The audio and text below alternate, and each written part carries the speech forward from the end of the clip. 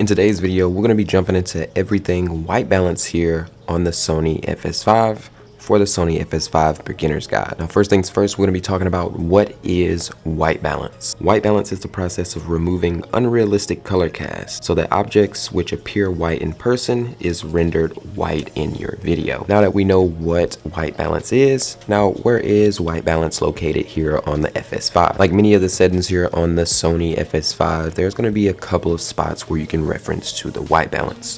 One of those spots is going to be right here on the body of the Sony FS5, and the other settings are going to be in the settings menu here on the Sony FS5. Now on the body, it can be toggled into 4 different modes: a variable white balance A setting, a variable white balance B setting, a preset setting, and also an auto white balance setting. So let's go ahead and jump into the A and B preset settings. Now the A and B variable settings here on the Sony FS5 basically allows you to set 2 different white balances for your FS5. Now in the A white balance, you can have a different color temperature than what you do have in the B white balance section.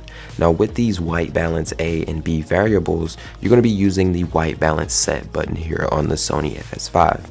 Now in this setting, if I was to put the white card up in front of my camera and actually press white balance set, it's going to basically read that white card and give you the white balance that it sees and it perceives off of all of the light and everything that's hitting that white card. Now this is probably one of the best ways of white balancing your Sony FS5 because it is the more accurate way to basically get the camera to adjust itself to the light that is hitting the sensor. Now let's talk about the preset mode. The preset mode is going to be the very furthest down position on the white balance selector on the side of the Sony FS5. And the preset mode is a mode that you set in the settings that can be toggled on and off from indoor to outdoor, and also manual preset where you can set the desired Kelvin color temperature. Now there is one last setting in the settings menu, and that's going to basically be your white balance outdoor intensity. Now most of the time I don't use the preset values here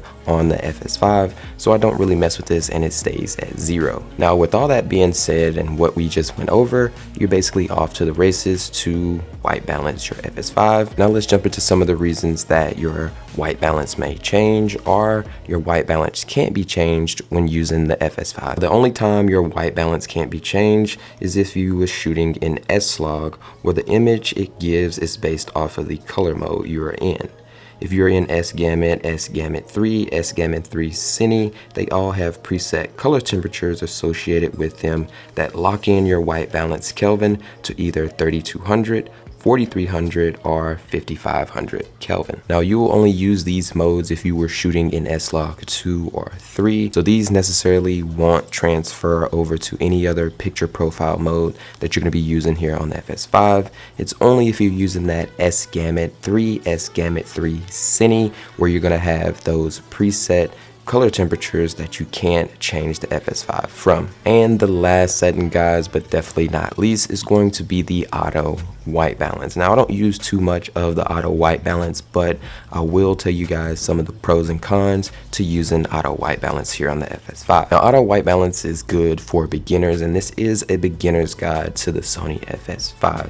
Now one reason why you don't want to use auto white balance, because if you was taking the camera in and out of different locations, that white balance is always going to be changing. So if you want to basically spend a lot more time in post to basically make sure your white balance stays basically balanced the whole film, I wouldn't use auto white balance because the camera is automatically going to change those Kelvin numbers depending on what it's reading off the front of the sensor. So that's why we always use a specific color temperature or a specific Kelvin temperature to set our white balance here on the Sony FS5. With all that being said, this is the basics and basically the sum up of the white balance here on the Sony FS5. Remember, you have the 3 different spots on the body that can change the Sony FS5 white balance. You have that variable A setting, that variable B setting. You also have that preset setting, which has 3 different modes tied into it, which is going to be that indoor, that outdoor,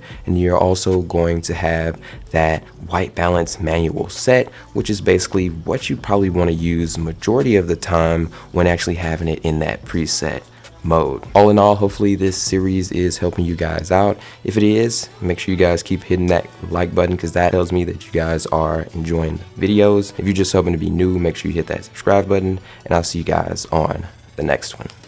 Peace.